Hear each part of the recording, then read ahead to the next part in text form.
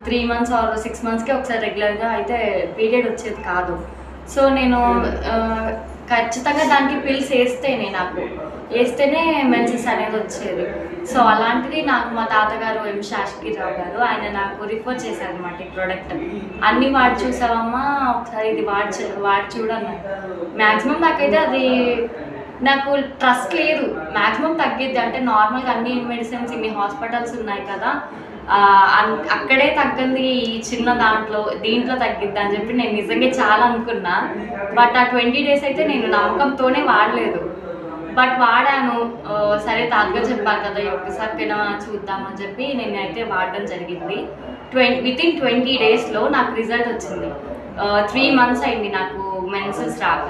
Just రీసెంట్‌గా 4 days క్రితమే అది వచ్చింది. Heavy bleeding and stomach pain అనమాట.